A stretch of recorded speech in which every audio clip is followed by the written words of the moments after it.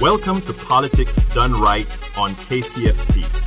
I am your host, Egberto Williams. This is the progressive program that will take the mystery out of politics. This is the program that will encourage you to make sure government becomes we the people. Whether you are liberal, conservative, or otherwise, you get to air your point of view.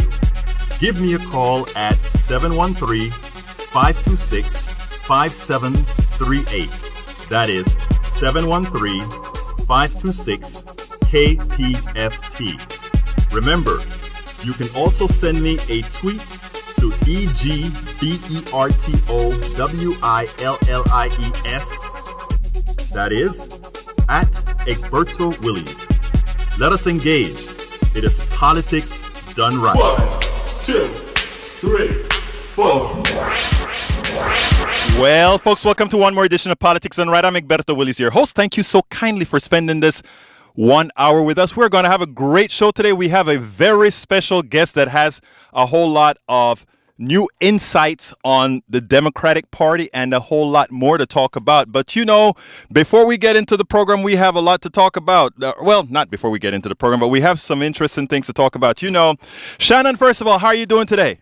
I'm doing well, as always, on a Thursday. You're always doing well on a Thursday. Because I get to be with you. Yes, absolutely. We're going to have a great show today, aren't we? That is so correct. We are honored to have the Krystal Ball on the air with us. From MSNBC, The Cycle. Mm-hmm. That was one of the great shows. I just love watching all those folks talk about the things they talk about. Anyway, today we are going to discuss the need for what I call a progressive renaissance, one that is already occurring. The political field is fertilized. It's just waiting for the seeds and the nurturing. But the question is, are progressives ready to form it? Are they ready to form it? But you know what? We want to get to the program rather quickly, so let's do this. You know that before I get to the program, I want to remind all our listeners that KPFT is a bastion of intelligent voices and programs. As a political activist myself, my favorites are The Monitor, and right at this point, we'd have somebody saying, The Monitor with Mark Babawi. That's every Monday at 7 p.m. And we have Think Wing Radio with Mike Honig. That's also on Mondays, but at 9 p.m. And there is Partisan Gridlock with Jeff Berg every Friday at 3 p.m. But tomorrow you are subbing for Jeff. I'm subbing for, well, we're going to have a great show tomorrow as well. That's right. And then we have Open Journal with Marlo Blue and Dwayne Bradley and a whole team that really puts together a great show. It's a great show. Every weekday morning at 8 a.m. And of course, there's Jazz Latino, Afro-Cuban Latin Jazz at its very best, hosted by Juan Flores. That is every Monday at 10 p.m. Absolutely so. And of course, there's The Human Condition at 3 p.m., followed by The Free Minstrel Show with Don and Dwayne at 4 p.m. and Fridays on the KPFT HD3 side. Folks, check out all of our full schedule at kpft.org, where you can find programming from music to politics to medicine to the eclectic. KPFT is a listener-supported public community radio station, so please remember that if you like what you hear, visit kpft.org and ensure we remain a strong, viable community radio station and provides news, programming, and information not influenced by the corporatocracy. Anyhow, folks, this is KPFT 90.1 FM Texas.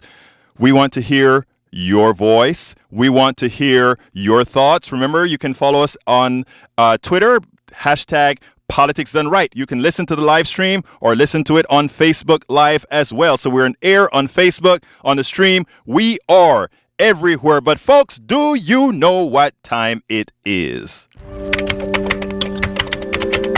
And we have Krystal already. It's time for the weekly blog post. Okay, folks, the title of the blog post is Only a Progressive Renaissance Can Rebuild the Middle Class. And here it goes. The last time our country was governable was in 2009 and 2010. Democrats had a supermajority in the Senate and a substantial lead in the House of Representatives. During those 2 years, President Obama got more accomplished than any president since FDR. In fact, the policies passed during those 2 years are responsible for all economic progress, however anemic, under President Obama. President Obama was unable to enact any substantial policies after that. Why? Because Republicans took over the House and subsequently the Senate. Gridlock is what? Dysfunctional. Republicans had an agenda based on the debunked tenets of austerity exposed by a 28-year-old grad student, an Ayn Randian sect who did not mind lying to their constituents in their attempt to pass policies beneficial solely to their wealthy benefactors led them. In doing so, they ensured an economy that grew at the slowest rate at any recovery since World War II. Of course, it is also the longest sustained recovery ever. Even so, most Americans are not partaking of this continued economic growth. Americans, especially millennials, are fed up with political parties. When Democrats had their supermajority, they had the ability to pass legislation in a manner that would have insulated them from Republican misinformation. In 2009, the healthcare fight was not between Republicans and Democrats. It was between progressive Democrats and corporatist establishment Democrats. Had all Democrats worked in the interests of the middle class and the poor by using their once-in-a-generation political power to pass the only mathematically plausible and affordable health care program, single-payer health care for all, Americans would never vote for the false promises of market-based health insurance again. Had all Democrats told the truth that taxpayer dollars are responsible for most of the R&D for drugs later marketed by pharmaceutical companies at obscenely escalated prices, it would have made it possible to curtail pricing and force pharmaceutical companies to share their unearned windfall profits with the Treasury. That would have been the fair thing to do. Had Democrats instituted pay-it-forward tuition-free college, they would have owned the young vote. Had Democrats established a national daycare plan that allowed all who wanted to work the opportunity to do so, they would have possessed the votes of those who wanted children. One could go on and on and on and on, just if. These are all benefits that poll over 50%, irrespective of party or ideology. Of course, these policies won't garner support from those extracting their unfair share of wealth from the excess labor of the vast majority of Americans. They would have Americans believe that they are begging for free stuff. After all, aren't all those people the takers? Here is the reality. Those who reap excess profits at the expense of a society that is humane are in fact the takers. The excess profits are your income and wealth deficits. Our learning institutions do not teach basic courses in economics that allow them the ability to discern the real reasons for the collapse of the middle class as the masses march on virtual indentured servitude. Our schools no longer teach civics. Why? Because an informed population would not donate their labor and intellect in a manner that only benefits their employer, the wealthy, the few. As we affected progressive policies in the 60s and the 70s, the American plutocracy had to act to arrest the enlightenment of the masses. That action came in the form of the Powell Manifesto. That single document was the roadmap to institutions of misinformation and the dumbing down of America. But one should not despair. The stars are aligning for a progressive renaissance. We all knew that Donald Trump was lying to his followers. However, his construction of a coalition seemingly based on populist tenets, read liberal principle, is probative. The goal of our plutocracy is not to satisfy the masses. The intent is to restructure government to allow a permanent governing minority. Gerrymandering, voter suppression laws, and friendly judiciary are their building blocks for their new form of governing. But it isn't a reality yet, and Trump is not making it any easier for them. Progressives do not have much time. That time, really, folks, is now. Americans know their political system is in shambles. Enough took a chance on Trump. But I must digress here. Many want to put Trump's win on Russia. Assuming that Russia did not hack voter machines, everything Russia did to help Trump win could have been done by Trump with the money he would have had available to him. Hillary Clinton spent much more per vote than did Trump in the aggregate. The problem is evident. Democrats simply lost the support of too many, even though they have a platform backed by the vast majority of Americans. Several progressive organizations have decided to get involved. Some are teaching civic engagement. Some are policy specific, as an example, Physicians for a National Healthcare Program. Some are even running candidates vis-a-vis Brand New Congress, Our Revolution, and People's House Project. Look, folks, just like today's doctors attack viruses with several different medicines at once to prevent mutations from rendering drug therapies moot, so must progressives attack the virus that is the compounding effects of the Powell Manifesto. The stars are aligning. If progressives do not take hold now, they are unlikely to get another opportunity before some revolution sets in as the despair of the masses multiply. All peace-loving progressives must activate. They must activate now. We are at a tipping point. Folks, the telephone number is 713-526-5738. Again, number 713-526-5738. And I'd like, before, to tell you who our guest is. Our guest today, our special guest today, is former MSNBC contributor and former co-host of the Cycle Krystal Ball. Krystal Ball is a University of Virginia graduate with a bachelor's degree in economics. She is a certified public accountant and an entrepreneur. In 2010, she ran for Congress in Virginia's 1st Congressional District. While her run was unsuccessful, she was named by Forbes Magazine as number 21 on the magazine's The Top Most Powerful Women of the Midterm Elections. She put on a valiant effort in a race stacked against her. Krystal Ball showed her character as she assisted the recovery efforts after Hurricane Katrina in Louisiana. She showed her resolve against evil as she led a boycott against Rush Limbaugh for his attack on Sandra Fluke. Krystal Ball has a new book out titled Reversing the Apocalypse, Hijacking the Democratic Party to Save the World. Check it out. I got a link directly to it. Go ahead and check that book out, folks. I haven't read it yet, but I will. The challenge is Democrats resettled their roots to FDR's New Deal and advocating a more interventionist economic agenda. For those who listen to the show, you know that is right to my heart. Advocating a more interventionist economic agenda. She is the founder of People's House Project, and she's going to tell us all about the project. She's going to tell us all about the book. Krystal Ball, how are you doing today, my friend? I'm doing so well. It's great to speak with you. Thank you for having me on. Absolutely. So, Krystal, first of all, I want to congratulate you on the new project that you have, as well as on your book. I saw some reviews, and it looked pretty good. Yeah, I mean, the book, I think we all had this moment after the horrible events of November 2016 when we woke up the next morning and said, okay, what now? Should I stay in bed and just pull the covers up over my head? Should I flee to Canada or New Zealand or somewhere else?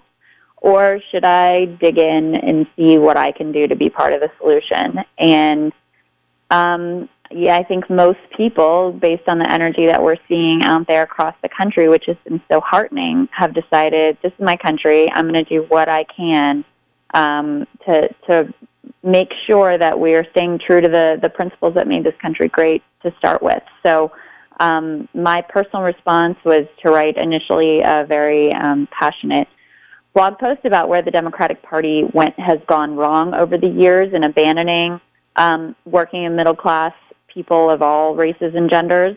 And that was called The Democratic Party Deserved to Die. And then that piece sparked enough thoughts and directions for me that I decided to turn it into the book, Reversing the Apocalypse. And the third phase now is the People's House Project, which is a sort of real-world incarnation of some of the principles and ideas that I lay on in the book.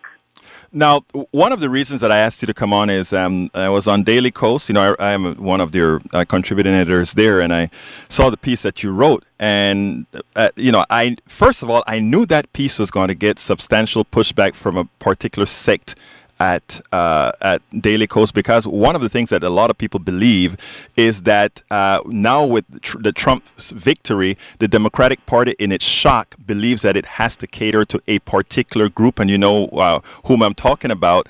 And I think in your writing, some of the people think that basically you're agreeing with that concept, in effect saying that somehow we must change, or somehow the Democratic Party must change dramatically. I must say that I actually agree with that, because I think economics is just about everything. But why don't you kind of expand on that and expand on that paper that you wrote? Sure. Well, in a nutshell, we have, if you put 2016 aside, you just have to look at the results we've been getting over the past 8 to 10 years, and you realize that we're in deep trouble. There are very few places in the country left where we really have governing power, and that's a disaster for the people living there. As you know, I live in Kentucky now, right, and we've just for the first time lost control of the state house. And so now we see an all-out assault on working people. We see health care being ripped to shreds, which had been tremendously successful in this state under Democratic leadership. We see women's rights under attack. We see civil rights under attack. We see voting rights under attack, all because we have, failed to maintain a governing coalition here, and that's true across the country.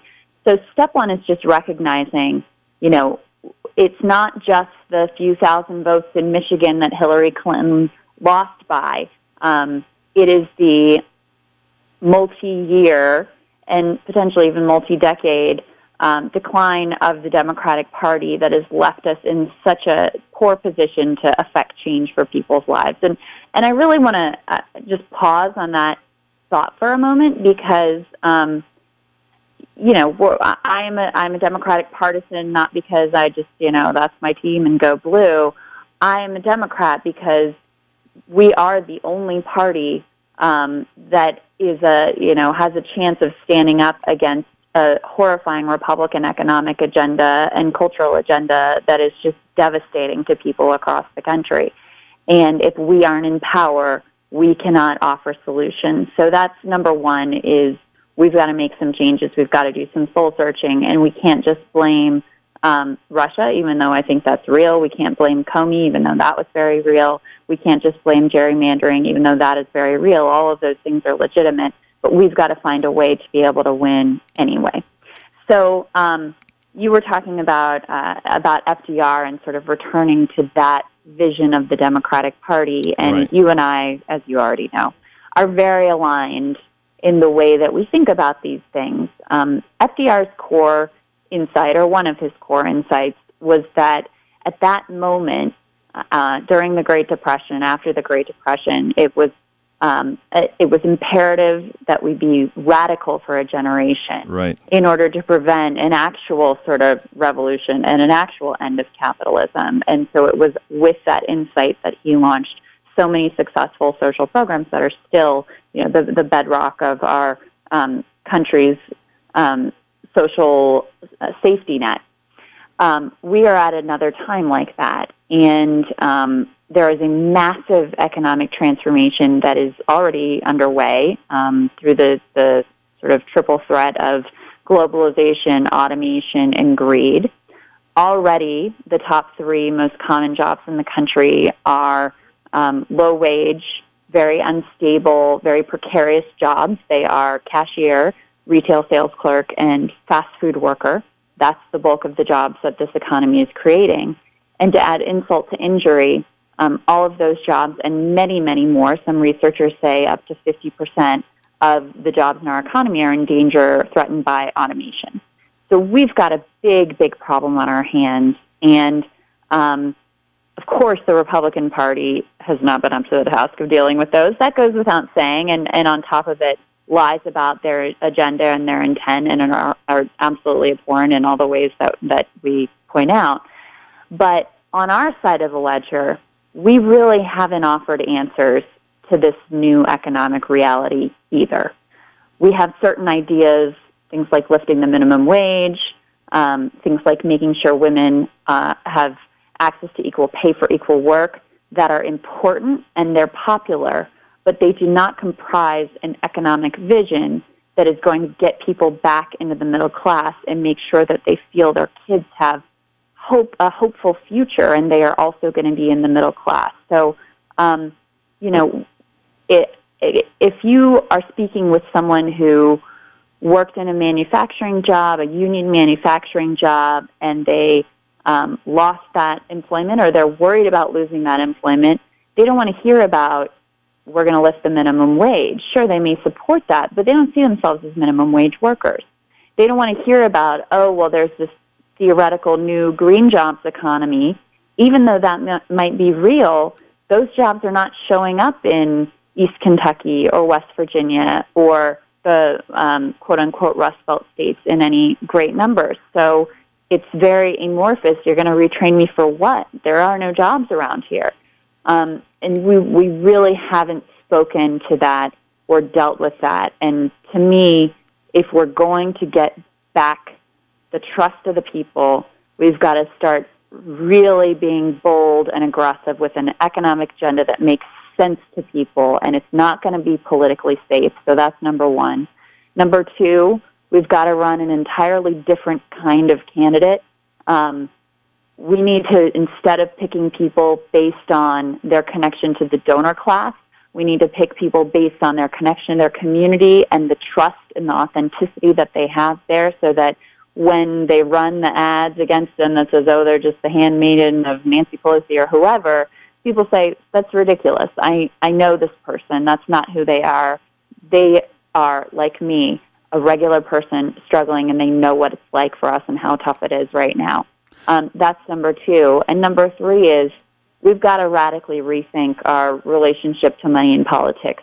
How can we ever, as a party, have credibility as the party of the people when we're sending our candidates off day after day, week after week, hour after hour to New York, Silicon Valley, D.C. cocktail hours to rake in money from people who will never set foot in the district that they're running to represent, or when we're chaining them to a phone to dial out to those places to beg for money from people who will never set foot in the district that they're running to represent.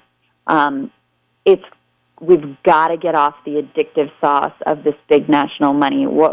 We are damaging our credibility, and the cost is much higher than what we get out of the ability to spend X dollars on ads. All you have to do is look at what happened with John Ossoff in Georgia 6, where... Go ahead. No, the four races that the Democrats lost, I think, first of all, a lot of people are, we came so close. We came so close. The reality is it's not about coming close. It's about winning. And if you can't win in this environment, then there is a problem. And that's why I think we have some of the same thoughts, because it is not good enough to win. And not only that, even if we win by a small percentage, you're still in an ungovernable country. So what you have to do is go out there and be with the folks, and you have to change minds and be able to promote the reality of what you're trying to do for folks out there. And they'll believe. I wrote a blog this morning about, I don't know if you saw on CNN, they interviewed some of a whole bunch of Trump supporters, and I wrote this blog saying, hey, guess what? After watching them, as to some, they are going to look like if they're simply out of their minds and unreachable. But after listening to them, I can reach some of these folks. I'm not going to reach all, but I can reach some of them, because what happened is they were speaking based on who they listened to and what media they were attached to, who they had a personal relationship with. And that is something that we don't do. We don't establish those personal relationships that are necessary first in order to change minds. But Krystal, we could stay on this for quite a few hours, and we have to take a quick break. And so as soon as we take this break, I'll be right back to you, and we'll continue this conversation. And my lines, I have to open up for folks to ask a few questions, okay? Okay. Thank you. Good afternoon. Thank you, Egberto. Mostly cloudy and about 89 degrees with Houston humidity around 60%. It feels like the upper 90s right now. Scattered showers and thunderstorms over the west side of town and in the Jersey Village area and Tomball. 40% chance of those scattered showers. Some of these isolated storms may be strong enough to produce locally heavy rainfall and gusty winds. Partly cloudy tonight with a low around 77, and expect showers and thunderstorms tomorrow afternoon. Otherwise, partly cloudy with a high near 94. Heat index as high as 105. And let's take a brief look at our roadways. High water reported on the Katy Freeway outbound frontage road lane right before Highway 6. Slow going in both directions from Antoine over to Highway 6. And on the Katy Freeway outbound at Grand Parkway, there's a heavy truck accident affecting the center lane to left shoulder, backing up traffic to West Green. And on the North Freeway inbound at Franklin, there's an accident affecting two center lanes to the left shoulder, backing up traffic to Cavalcade. You're tapping on those brakes on the North Freeway outbound from Cavalcade to West, and stop and go on the Northwest Freeway outbound from West 34th out to Fairbanks, North Houston. That's Look Your Houston area weather and traffic. I'm Shannon McCurchie, and you're listening to KPFT Houston 90.1. Back to you, Egberto. Thank you very much. We are here speaking to our special guest of the day, MSNBC contributor and former co-host of the Cycle Krystal Ball. Before I go to the phones, and by the way, it's going to be Amy, then Richard, then John. That's going to be two, then one, two, then one, then three. But Krystal, the narrative right now, and this is what concerns me, the narrative right now out there that gives people, that have people believing that, oh, they don't really need to engage some of these other folks is that, well, the Trump voter or these xenophobes, racists, sexist, misogynist folks out there, right? And I interact with hundreds of people a week, thousands of people through blogging and all these other things that I do, including a whole lot of Trump voters. And I think that is one of the most dangerous things. And I tell you one thing. A lot of people don't take into account that 15% of black men voted for Donald Trump. 20-something% of Latinos voted for Donald Trump. And I can break all the demographics down. 52% of white women voted for Donald Trump. It's not solely about race, and I think a race or gender and all these other issues. And I think people have to get with the program if they really want to solve the issue. And one of the things that we all that is why I'm so depth into the economic side of it. So what do you think about that? Well, you know what? Number one, I completely reject the fatalism of Trump voters are just going to be with him and it doesn't matter what he does. They're never going to change their minds. And I'll give you just one quick example of how quickly things can change in politics. I was with a Kentucky friend last night who grew up in Paducah, Kentucky. And when she grew up there, it was so blue, she literally did not know a single Republican. Wow. Not one. And now, this would be in a district that most people would say, I don't believe this conventionalism, and most people would say, oh, there's no way a Democrat can win there.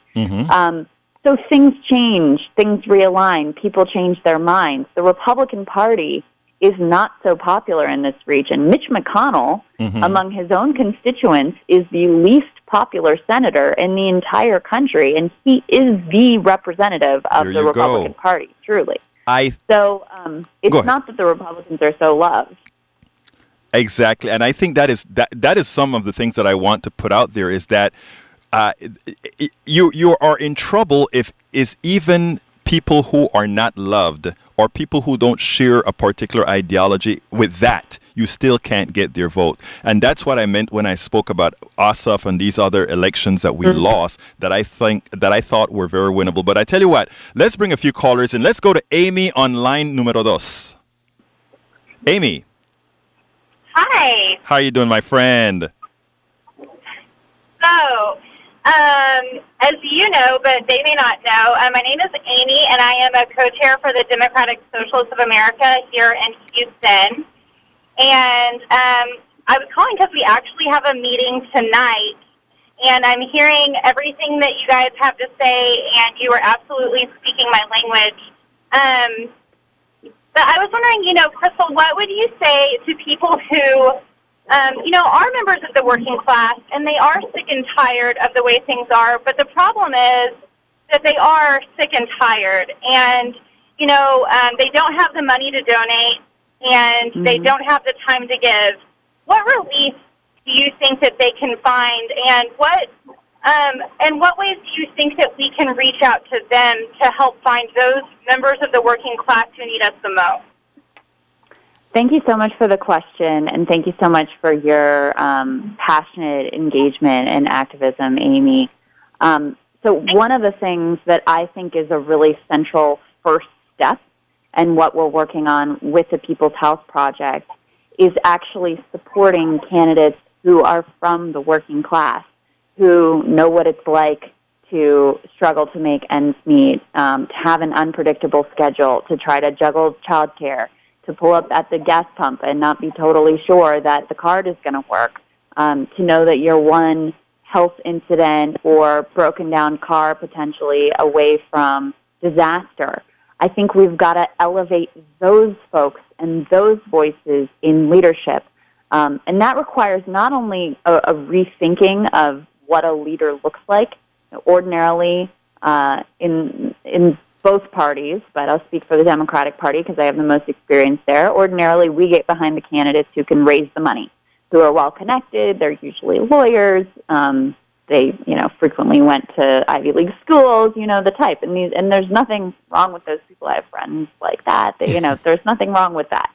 But what we need at this moment is people who viscerally understand that challenge and can connect to it, and didn't just read a New York Times article about it. I think that is what will lead us to having bolder and more creative challenges to the economic status quo in terms of legislative agenda. And I think it is also what will start to rehabilitate the Democratic Party's image. It's very hard to be pegged as the out-of-touch elite party when you're running candidates who are actually working with their hands for a living and living the struggle in the current day. And at Berto, we've talked about this too.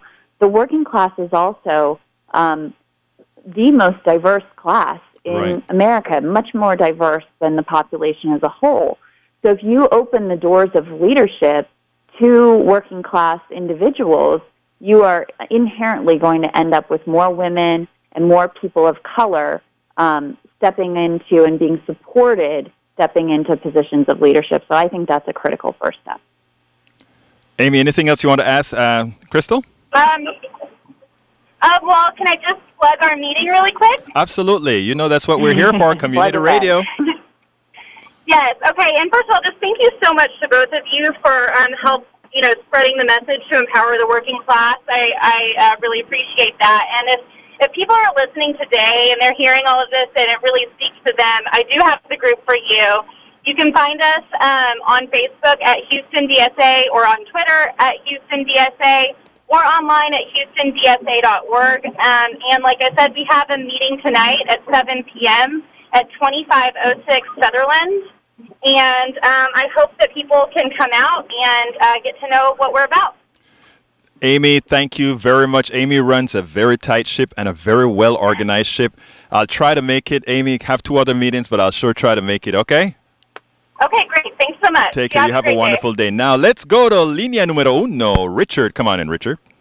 Yeah, thank you. I watch MSNBC all the time, Krystal Ball, and I really do respect your opinion, and I agree with it somewhat. However, good luck with changing these people's minds. Look what has happened since the inauguration, and look at how many people, 97% still think the guy hung the moon. I mean, it's hard to change the mind and have of a smart person and have them admit that they've been fooled. It's impossible to change the mind of a fool and get them to admit they've been fooled. It's like a dog with a bone. They're not going to let go of it. I mean, you can fool some of the people some of the time, but evidently you can fool 35 to 40% of the people all the time. So, I mean, good luck with trying to change these people's minds, because it ain't happening. Here's the way I see it. It's really pretty simple. We've gotten dumber and we've gotten greedier as a nation, probably as a planet. And so it shouldn't surprise anybody with that combination of stupidity and greed that we elect the king of all money pigs, Donald Trump. So that's my opinion. I hope I'm wrong. I hope you're more right. But if we haven't changed these minds of these people since the inauguration, with everything that has happened, that is facts, that's come down the chimney, why do you think we're going to be able to change them in the future? Krystal? I really appreciate the comments, appreciate you being willing to offer your opinion. And you know what? Maybe I'm wrong. Maybe you can't. And I can tell you one thing that doesn't work is usually the more that you berate someone and tell them they're wrong, the more that they dig in. more that they dig in their heels and say, no, I'm right, and here's why. I mean, that's not just anecdote. That's what psychology tells us happens. We look for all the evidence that supports our side, and the more that we're challenged, the more we actually deeply entrench in our beliefs. So there is something to that notion, and I think something for Democrats to keep in mind in terms of how we approach this conversation and in terms of how we approach our critique of Donald Trump.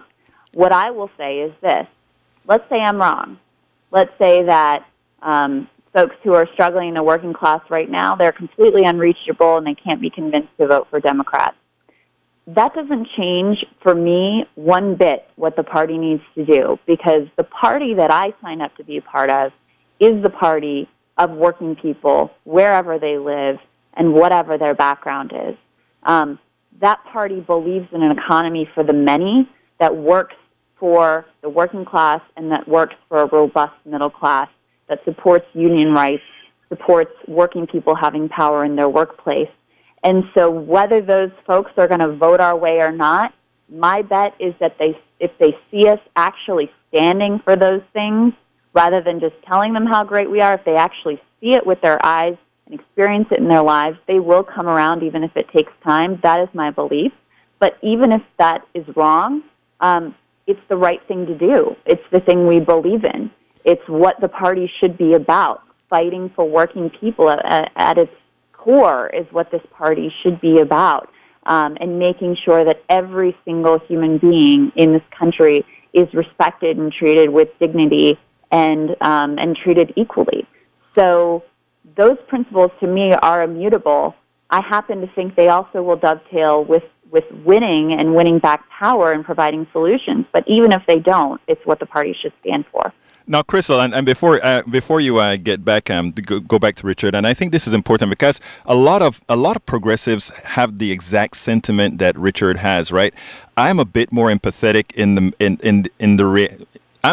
what I see is, first of all, I try to see through the eyes of others. And I try to see through the eye of the Trump voter. As I live in red. I'm in Harris County, which is pretty blue, but I live in a very red area, Kingwood, which is very red. And I sit down in a Starbucks every day, blogging and talking to folks throughout the day over there. And one thing I have noticed, and what you said is important, Krystal, and that is it has a hell of a lot to do with approach. My conversations, because everybody in the community knows this is a pinko liberal out there, one of the approaches that I've always used is to have a conversation is to listen and have them tell me exactly what they want, what they hope, what are their dreams, what do they want to occur in their realities. And what you find out is that the same things they want, and I know it's cliche, but the same things they want are the things most people want. So then the reality is that it is something else that's preventing them from getting there. I know you earlier in my blog you heard me mention about the Powell Manifesto and all of that. Well, these guys, the guys that I heard on CNN this morning, the Trump supporters, they had to us they were living in a different realm. But guess what? That realm was put there by some entity. The things that they're seeing, the things that they're hearing, the things that they're visualizing came from somewhere else. And it's their reality. And in a lot of times, it is our fault that we allowed that reality to set in. We have allowed those other people to be able to pollute the minds of others because we've left them alone. When they talk about flyover country and that sort of thing, I hate to admit it, but I am going to. In a lot of times, that's how, you think about what Hillary Clinton did. Hillary Clinton didn't go to Michigan at all. Mm-hmm. You follow what I'm saying? Yeah. Well, and here's another thing I would say, just as a hopeful point. The health care bill, and that's obviously the news of the day. The Senates have come out with a new version. It's even more terrible. It will be a disaster for people, in particular, this sort of working class base that voted in large numbers for Donald Trump. It'll be a disaster for them. Right. And guess what? It is unbelievably unpopular. People were not fooled by Trump saying, oh, it's great, or by Mitch McConnell or Paul Ryan or Rush Limbaugh or anybody else saying that this piece of trash legislation that would be devastating to millions of Americans. They didn't believe the hype. Right. So that tells me that there's an opportunity here. That tells me that people are evaluating what's going on and considering what it's going to mean for their families. And, you know, that's where we've got to focus is on where the reality is for average families and how Trump's promises are in no way living up to the reality. You wanted to add, Richard? Yeah, I understand that, and again, agree to somewhat, to a certain extent. However, she didn't go to Michigan because she thought it was a shoo-in. She thought it was cinched there because of the Flint water fiasco, which was from the Republican Party, and because of the auto industry saved by Obama. She figured Michigan was in. Here's.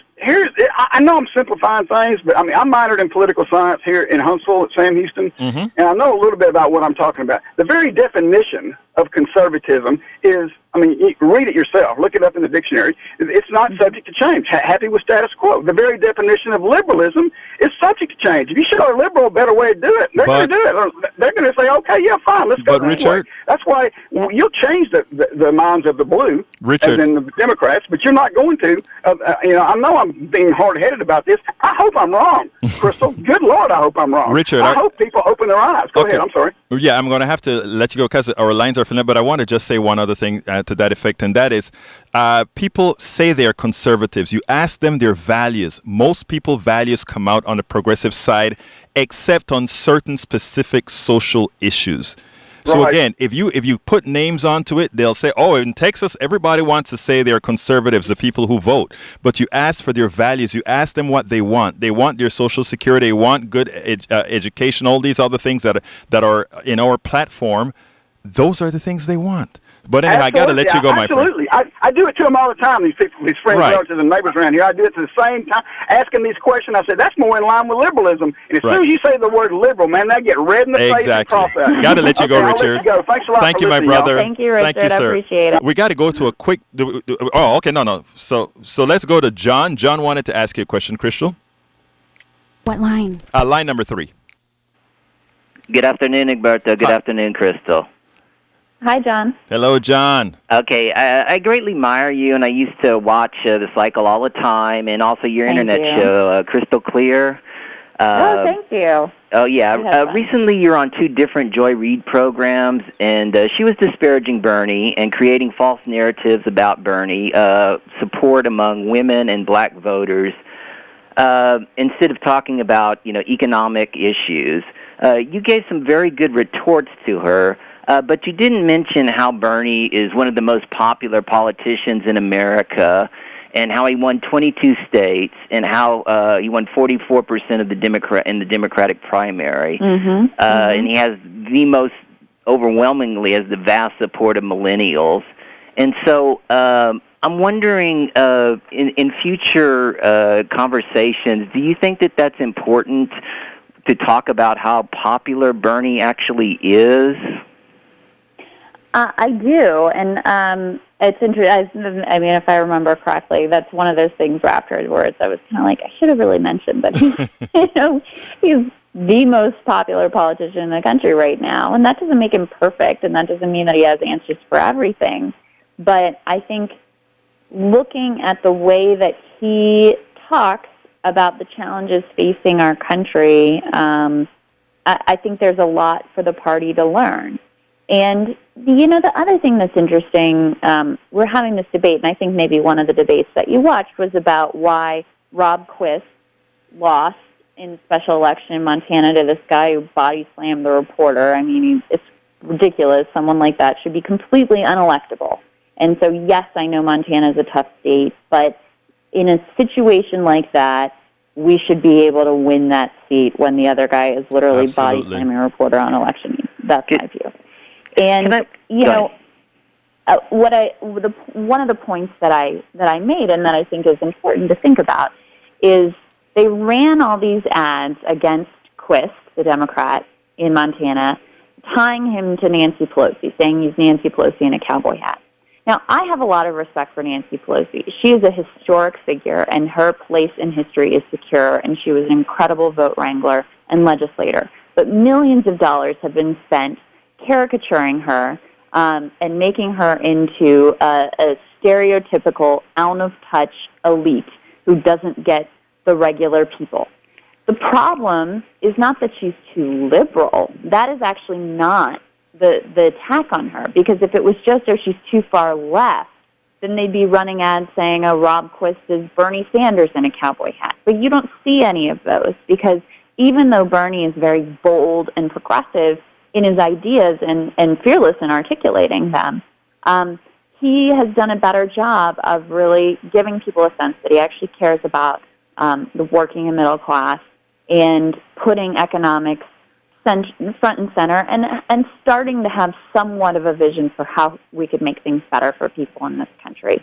So I think there's really something to learn there and to think about. The problem is not Democrats being, too far left, and now we're starting to have this sort of silly debate about, should Democrats be far left or should they be centrist in order to win?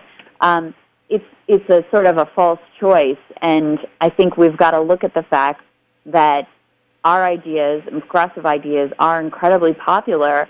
What's not popular is having people who are feel sort of poll tested and are too careful and too safe, and who spend all their time fundraising on Wall Street and in Silicon Valley. Absolutely. So, John, we're kind of filling up on calls, and I have to get to the other one. So we got to go to a quick break. Got to let you go right now. Okay, my friend? All right. Sounds good. Thank you, Thanks, sir. John. All right. Okay. Thank you, Egberto, and good afternoon once again. Mostly cloudy and 91 degrees. With Houston humidity around 60%, it feels like 100 out there. Scattered showers and thunderstorms on the west side of Houston over the West Sam Houston Tollway, moving toward Katy. And another storm is over Tomball at this time. Some isolated storms could produce locally heavy rainfall and gusty conditions, which is already causing some high water reports over in the Katy area. Well, the Katy Freeway. So partly cloudy tonight with a low around 77, and partly cloudy early Friday with a 60% chance of scattered showers and thunderstorms in the afternoon. High near 94, and heat index as high as 105. And let's take a brief look at our freeways on the Katy Freeway outbound. That frontage road lane is flooded at this time right before Highway 6. Traffic is backed up to Antoine. And accident cleared from the North Freeway inbound at Franklin. Traffic remains backed up to Cavalcade and slow going in a few areas around town, including on the Katy Freeway inbound from Greenhouse over to around Kirkwood. Slow going on the Northwest Freeway outbound from West 34th out to Fairbanks, North Houston. And on the North Freeway outbound from Cavalcade out to West. Take your time, because it's going to take a while. That's a look at your afternoon commute. I'm Shannon McCurdy, and you're listening to KPFT Houston 90.1. Politics Done Right with Egberto Willies. Back to you, Muchísimas Egberto. gracias. Okay, folks, our special guest today is former MSNBC contributor and former co-host of the Cycle Krystal Ball and author of Reversing the Apocalypse, Hijacking the Democratic Party to Save the World. And you can go to her site to go ahead and get her book as well. Folks, I'm going to be limiting one quick question to Krystal, because I want to keep the last 2 minutes for two specific questions. So let's go to line number 5 with Craig. Line number 5, Craig, real quick. Hi, big fan of both you guys. Appreciate the work you're doing. Thank you so kindly. I wanted to piggyback on to Richard's comments about the impossibility of changing Trump voters' minds. I think that he's pretty much correct. I think the only chance we have of getting progressives in office is if you look at the dismal turnout we have for voters in this country. We've got to get the people who haven't been voting. We've got to do sheer numbers against the Republicans, because between the brainwashing of Fox News and Breitbart and the basic ignorance of a lot of the populace, these people aren't going to change their mind. And we have to overwhelm them with numbers and counteract the voter suppression that they're actively practicing. Thanks, Craig. Krystal, can you give a quick response to that? Yep. We got to do both. And what I would say is, even in a state like Kentucky, that is considered deep red, we still have a Democratic Attorney General. We still have a Democratic elected statewide Secretary of State. We still have Democrats representing coal country out in places where Trump got 80% of the vote. Democrats can still win in these places, but you've got to have the right message and the right kind of candidate. Thank you very much, Craig, and keep on listening, keep on calling, my brother. Let's go to line number 1 with James. Come on in, James. Yes, thank you for taking my call. Yes, sir. I guess I'm gonna turn my commentary into a question then. Okay. Why with Umberto? Yes, sir. Why are you so? I say you now. I'm being delivered. Why are you so focused on following the smoke and mirrors? The people, the information that you're giving out is basically pertaining to the smoke and mirrors of the politics and what's going on. And that's not going to lead to anything until the people begin to look at not Trump, not any politician, but the system, the people who push the system that they operate under. The same people that headed Trump campaign, headed Nixon campaign. I forget the name. Metaphor. Yeah. What's the name? He died. I know exactly who you mean. Yes. But there's two more. The one that's in the news now, they're not with the Trump campaign anymore. Got you, Manafort. Yeah. But anyway, Manafort and another one. I can't even remember his name. But anyway, they're still in politics. They are the heart of getting presidents elected, even if they're not qualified. But until you look at them, all we're looking at is smoke and mirrors. Okay. But the real system. It's a system. James, we don't deal with the system. Thank you very much for calling us, James. I got what you're saying. I just want to answer in this respect. You're right that it's a system, but it's the people who vote. So we have to get to the system who are misaligning folks or misinforming folks, but at the same time, we also have to get to the people. Could you give me a quick response there, Krystal? Yep, we've got to take some responsibility for the people that we're electing and our role in perpetuating that system. Thank you very much, Krystal. Tag, line number 3. How you doing? All right, talk to me, sir. Yeah, Krystal, you said earlier about what needs to be done with the Democratic Party. Mm-hmm. I truly believe that people don't understand how our country, works. And we were built on a social structure, and I guess if you want to call it socialism, then that's fine. But the thing is socialism's got to be a dirty word nowadays. And, when the Constitution starts out with we the people, that means all of us.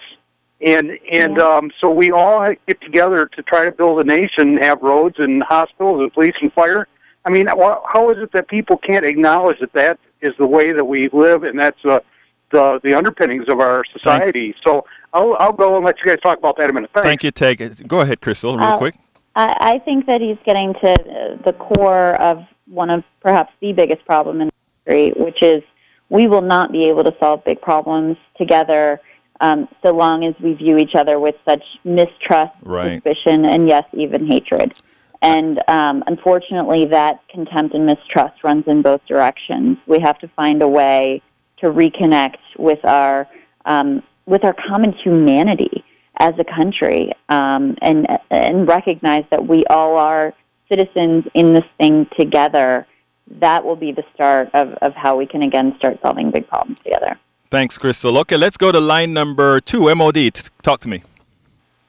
Hey, guys. It's easy to lie to someone or even lie to a nation, and they will go with it. But to the guy I said earlier, a little more detail, convincing a body of people or someone or a nation that they've been lied to is impossible. Mm-hmm. There's no going back. And it's more of a cognitive dissonance that you can't change. It's how people are led. Thanks. The question. Yeah. Go ahead, real quick, MOD. Yeah, it's the question. So with the status quo with the last Democratic election and the way. Really, I think the only actual hope was Bernie, because he actually walked the walk and talked the talk. The status quo just sort of ran him over. I'm trying to speak for the general Democrat folks, the voters, and how that sort of blew up and the rollover. That debate between the three of them with Trump and Hillary, I've never seen anything like that. How did they neuter any kind of intellectualism and questions to the candidates? How was that? Was that real?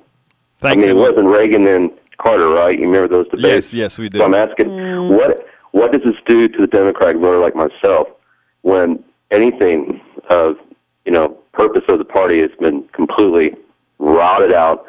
And MOD, now, I only have 3 minutes left, so I got to let her answer. And this Oliver, why are they trying to find what they call charges against Bernie? Thanks. So what does that do to the people? Thank you. What y'all think of that? Go ahead, Crystal, real quick. Well, that's why we've really got to reform the party. We've got to it's not just a branding or a messaging issue. It's got to be a different party. And there's precedent for that. If you see the Tea Party takeover, if you see the DLC takeover of the Democratic Party back in the 90s, there's precedent for parties changing radically in a short period of time. Now, Crystal, I want to jump onto economics real quick. You're an economics major. I personally believe we have a defect in our economy that is actually manufacturing the income inequality, the wealth disparity that we see today. And I also think that the Democratic Party is complicit in maintaining that reality, the core, what we call the establishment Democratic Party. First of all, do you agree? And do you agree that we have to change the manner in which we define what an economy should look like? Yes. I do agree with all of that. And I think we've got to rethink the fundamental contract amongst citizens and between citizens and the government in order to solve this problem. We tend to think of the post-World War II period when incomes were going up and income inequality was going down as the norm, when in reality those were very unusual times. And the norm and the type of capitalistic system that we've set up is increasing disparity. We've got to deal with that.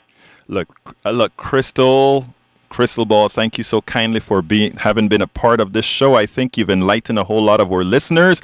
I want folks to remember she has a new book out, Reversing the Apocalypse, Hijacking the Democratic Party to Save the World. You can go to our site, politicsdoneright.com, and get in. Folks, People's House Project. Go to peopleshouseproject.org and visit that site. Krystal, thank you so kindly for having been with us. It's been a pleasure. Thank you. You have a wonderful day now.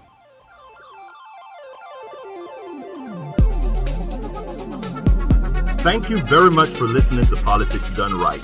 I am your host, Egberto Williams. You can personally reach me by sending an email to egberto@politicsdoneright.com. Remember, Egberto is spelled EGBERTO.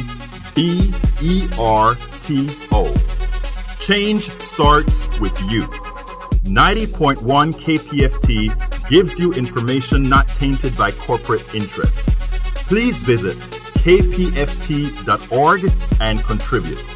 Let's ensure continued access to real information and news remain available to all. Again, thank you very much for listening to Politics Done Right.